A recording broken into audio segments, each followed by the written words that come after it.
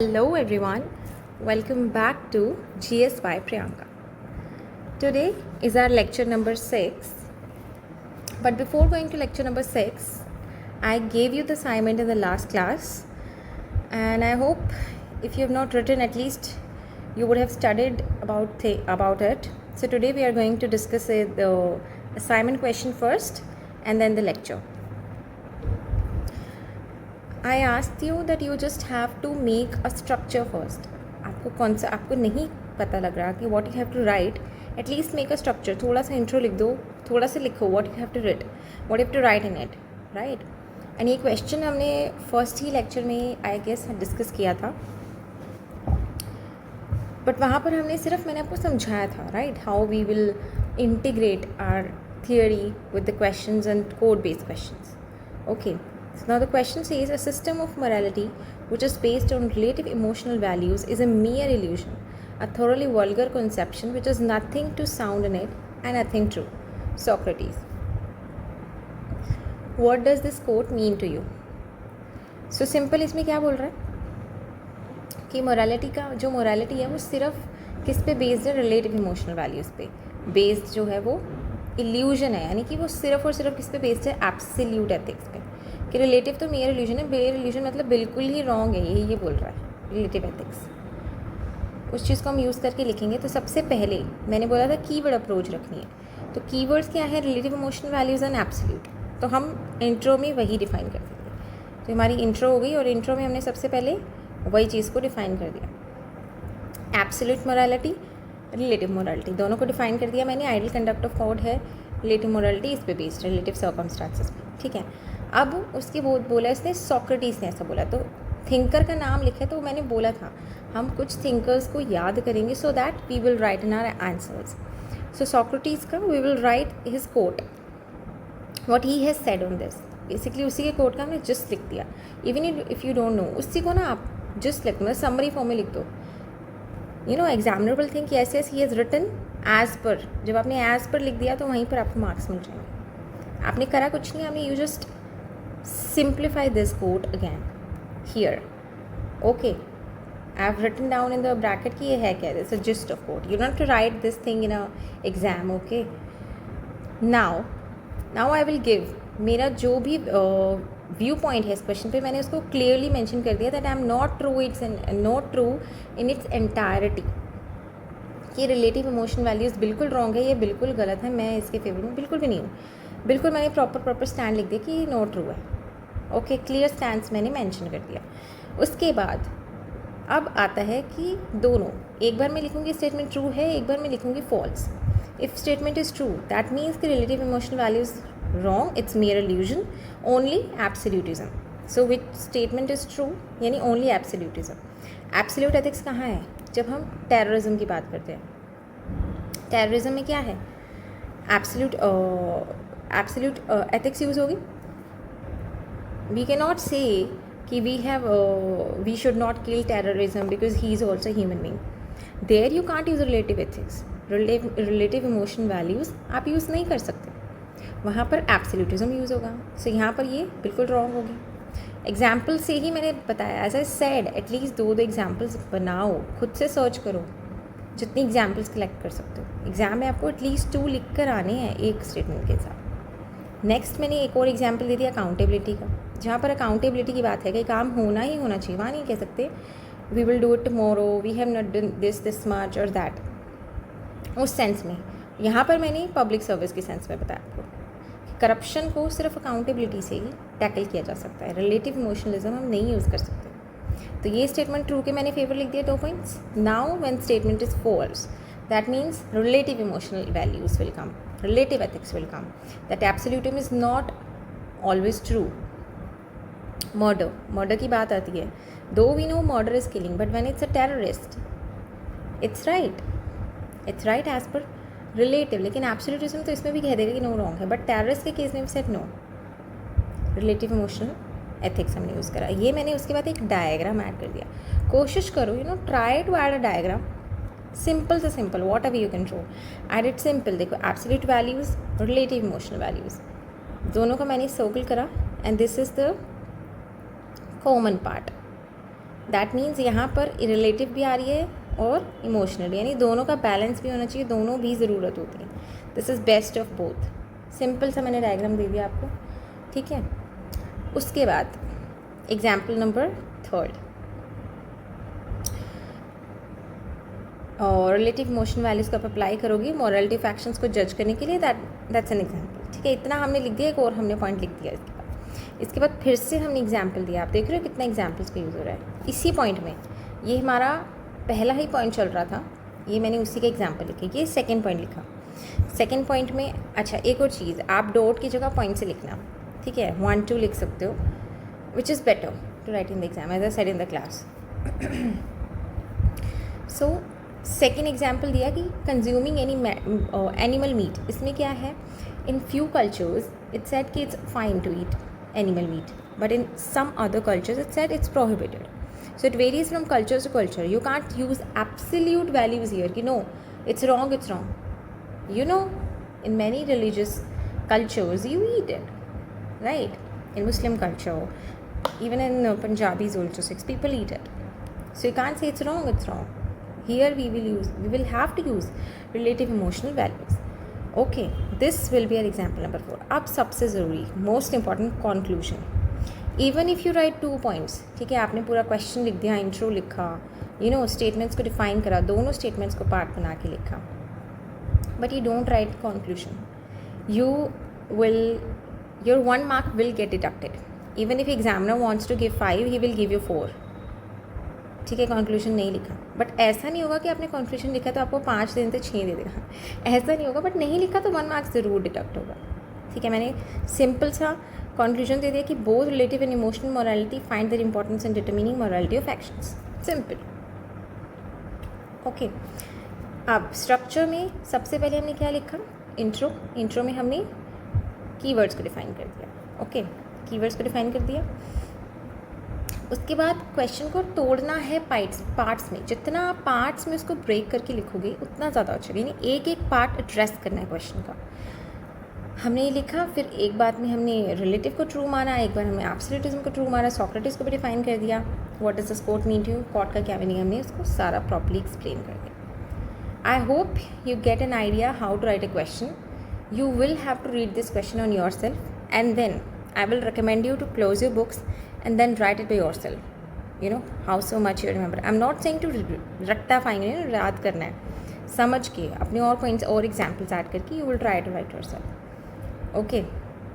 In the next class when I will give you another assignment, so please, I want everybody of you to please attempt it and post your copies. It's high time. If you will not attempt it now ना, तो वो कभी नहीं होगा. It's now or never. Okay. Now coming to lecture. So today is our lecture number 6 on ethics in India. India से ethics को लेना.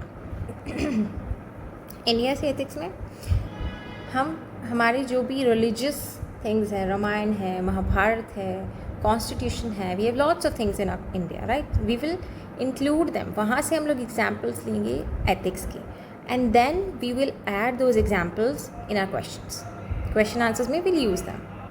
First is constitution. Constitution में हमें कॉन्स्टिट्यूशन क्या दिया है, DPSPs दिए हैं, डायरेक्टिव्स दिए हैं, किस पे, वैल्यूज़ एंड एथिक्स पे. प्रियम्बल हैं, सब आर्टिकल्स हैं, इक्वालिटी, जस्टिस. ये देखो सीधे सीधे कीवर्ड्स आ गए, equality, justice, fairness, rule of law etcetera. Simple, if you uphold these values you are simply doing daily life में मोरालिटी एंड एथिक्स फॉलोइंग कर रहे हो, राइट. ये तो वेरी सिंपल है. नेक्स्ट आता है महाभारत. महाभारत में कम्स भगवद गीता के बारे में हम रीड करेंगे. देन वैल्यूज़ एंड बिहेवियर, लोकहित, rightful action is one that benefits other, that's meant by लोकहित.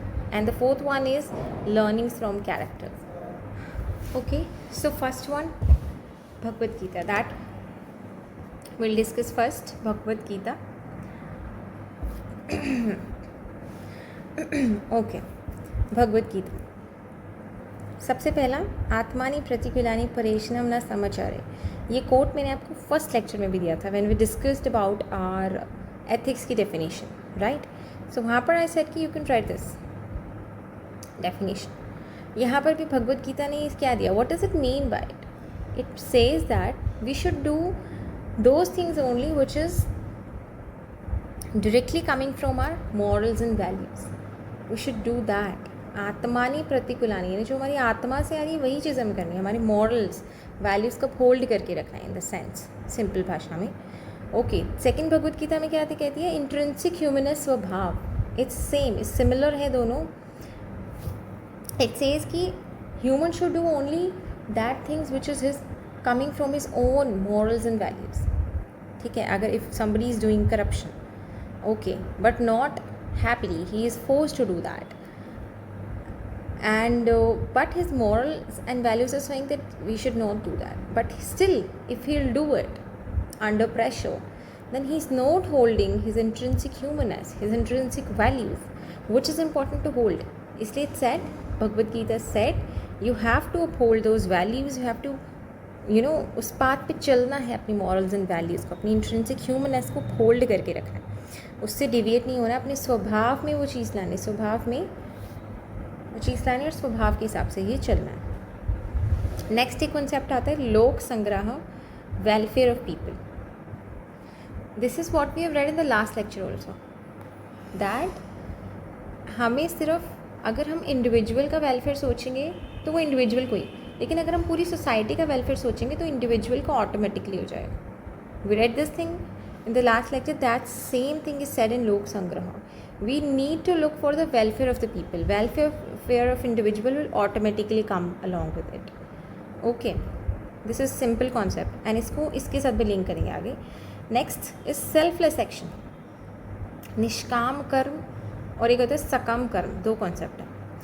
निष्काम कर्म, इसका बेस्ट एग्जाम्पल है कोविड वर्कर्स. इन when 2020 में कोविड आया था, so they workers the workers जिनकी ड्यूटी थी कोविड जो जिनको कोविड हुआ था उनके साथ, they did their duty only, they didn't think about themselves कि हम ही ना हो जाए. अगर वैसा होता they will not be able to do their duty. So they did निष्काम कर्म, डिटैच्ड इन्वॉल्वमेंट. उन्होंने उसको अपने आप से डिटैच कर दिया, अपनी ड्यूटी को ध्यान में रखा and just do their Karma, निष्काम कर्म. पीछे नहीं देखा कि हमारे साथ भी हो सकता है, हम पे इम्पैक्ट हो सकता है and all those things.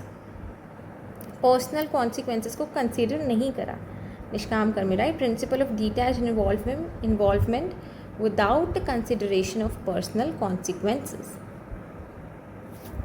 Perfection is aim and that serves as long term good. इसमें एक और चीज़ आती है. सेकेंड एग्जाम्पल, जैसे वी आर प्रिपेयरिंग और you are preparing for UPSC. Okay, here you need to chase perfection, you don't have to chase short term goals, short term success.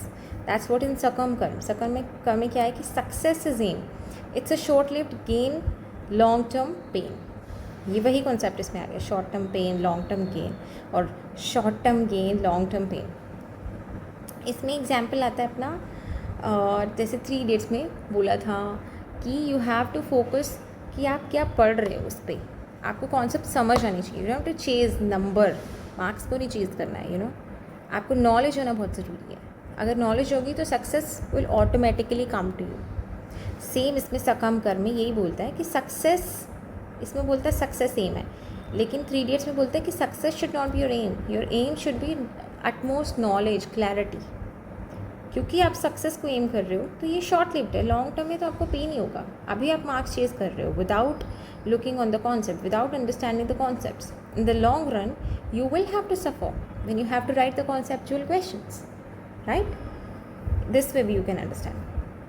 तो निष्काम कर्म बोलता है परफेक्शन को एम रखो, ठीक है? जैसे 3 Idiots में बोला perfection should be your aim, clarity, knowledge पे एम होना चाहिए. This serves as your long term good. That's what is said in Bhagavad Gita में. ये सारी चीज़ें हमें दी हुई हैं और ये सारी क्वेश्चंस चीज़ें हम लोग अपनी क्वेश्चंस में यूज़ करेंगे. जैसे करप्शन वाला मैंने बोला, जैसे केस स्टडीज़ में हमने पढ़ा, आएंगी केस स्टडीज़ आगे, जिसमें ड्यूटी के लिए होगा कि officer should follow his duty और his personal consequences. He should do निष्काम कर्म without looking for his personal consequences. इस तरीके से हम लोग ये सेल्फलेस एक्शन का कॉन्सेप्ट यूज़ कर सकते हैं। इस तरीके से आप यूज़ करोगे आगे क्वेश्चंस में। ये value addition kind of things हैं, बट ये बेसिक है, इट्स अ बेसिक, इतना आपको आना बहुत ज़रूरी है। बस every candidate will do this, every candidate will do this almost. If you will not do it, you will be lagging behind, right? Next one is values and behavior. Mahabharat हमको values and behavior के बारे में बताती है। Positive values positive behaviour, negative values negative behaviour. Faith का concept हमने पढ़ा तो सिंपल है, इसमें पॉजिटिव वैल्यूज़ होंगी तो पॉजिटिव बिहेवियर, यानी values and behaviours are linked to each other, right? Next is लोकहित। लोकहित मीन्स लोगों का हित। Rightful action is one that benefits others. ये सेम ऊपर वाले कॉन्सेप्ट से भी लिंक कर सकते हैं जो हमने पढ़ा कि भाई जब COVID workers they did the right action, they did the right action to do their duty, right, to take care of the patients, they don't think about their own benefit. That is what is rightful action, is one that benefit others. तभी जाके लोकहित होगा। If everybody thinks about their own benefit, then how will our country will progress, right? इसमें एक example ना लोकहित में आता है अर्जुन। कृष्ण जी ने अर्जुन को क्या बोला था? Krishna ji said to Arjun that you have to do the right action. You don't have to look what is wrong, what is right. You just have to do right action. You don't have to look about your personal benefits, right? Right action will automatically benefit others. That is right action. That's why we are saying it right action, because it's going to benefit others. That is right action. Every action is not right. You will not say my action is right because it's going to benefit others. Action, rightful action is said rightful action. Okay. Last one is learnings from characters. There are a lot of characters in the Mahabharata. From everybody we get some values, some learnings. That learnings we will be using in our questions. Okay. सबसे पहले भीष्म हमने पढ़ा था, he was loyal to his king even if the king was not good, or you can say he was not loyal, but he was loyal to his king. इसमें आप कैसे link करोगे इसको? जब केस स्टडीज़ में आप इसमें link कर सकते हो, क्वेश्चंस में लिंक कर सकते हो। जब आएगा क्वेश्चन की bureaucratic attitude versus democratic attitude, हमने क्वेश्चन डिस्कस करा था ना, वहाँ पर भी you can say that bureaucratic attitude रखते हुए we will be just doing our duty, we will be obliged to the king is government, we will be obliged to the government even if we don't like the actions of the king और the government, but we will still be loyal to it. That like Bhim, आप questions में लिखोगे like Bhishma we will be loyal to our government and do his prescribed actions of him. Okay, that's how you can be we will be using these concepts. So Dronacharya was the one who tell him that I will remain I will live till I have the weapons in my hands, and when it will not be there, I will be killed, I will be dead. So he was transparent to his pupils. He disclosed his way to kill him. Now his pupils can easily वो लेते और they will kill him. That's how he was killed, Dronacharya. So he was transparent. Transparency का concept आ गया. फिर Karna, loyalty to friend. He was loyal to his friend Duryodhan, despite knowing of his immoral behavior. Karna know that his friend Duryodhan is immoral, his actions are immoral, but still he do loyal. But दो ही concept गलत ही होते हैं कि आप wrong का साथ दे रहे हो, बट यहाँ पर वही रिलेटिव एथिक्स यूज हो जाती है, that being loyalty is my priority.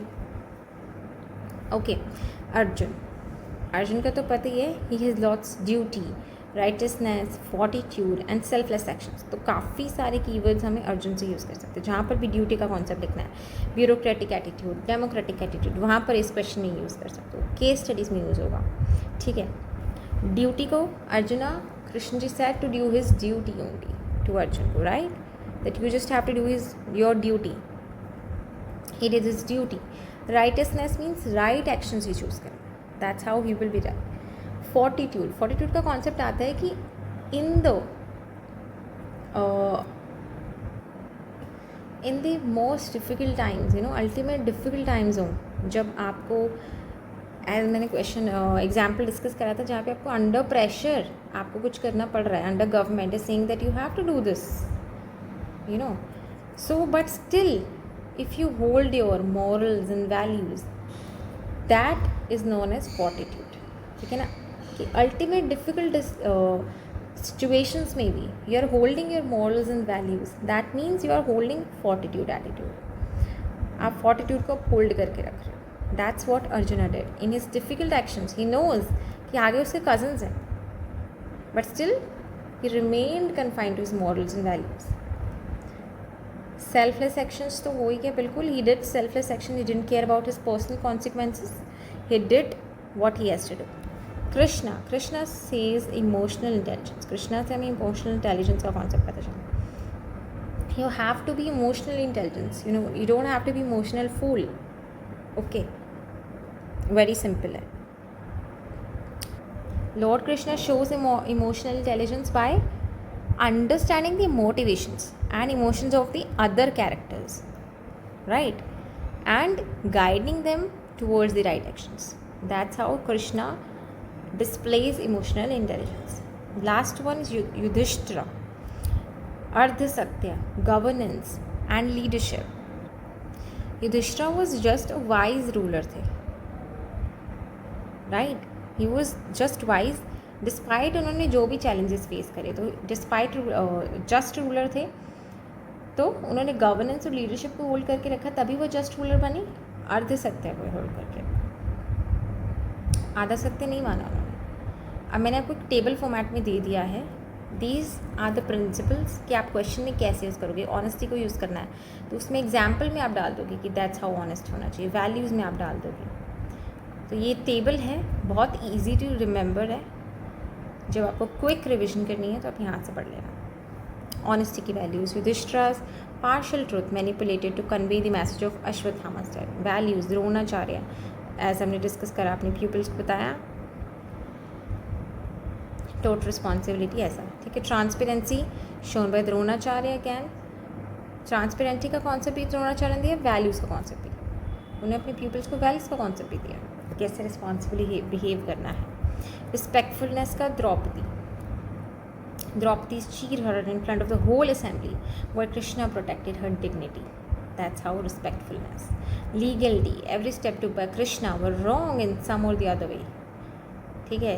Again Krishna ने क्या बोला था? कृष्ण जी ने बोला था किल द योर एनिमीज जो आगे हैं. दो इट्स लीगली रॉन्ग, आप किसी को मार रहे हो तो it's legally wrong, but still ethically it was correct. Ethics में आता है तो इट वॉज ऑलवेज सेड कि the means are never important, ends important. Commitment is given by Bhishma. उन्होंने शिखंडी वॉरियर की तरह नहीं फाइट करा, अपने पर्सनल कमिटमेंट की तरह, due to his personal commitment के कारण. तो कमिटमेंट का कॉन्सेप्ट दिया. Okay, so that's how. आप देख रहे हो कितना ज़्यादा आपको एनरिचमेंट मटेरियल मिल गया है for your questions, for examples भी मिल गए क्वेश्चंस में लिखने के लिए. This is very important. इसको अच्छे से पढ़ना, अच्छे से इसको दोबारा से समझना, याद करना है. Okay, rest of the part we will discuss in our next lecture. It's part 2. Okay, I hope you understand this lecture well, understand the question well. In the next lecture I will give you the assignment number 2 and get ready for that. So that's a wrap. Thank you so much for watching. Please subscribe, like, share this lecture as much as possible, and please subscribe to YouTube channel also, yaar. Please, not just Telegram. Okay, thank you.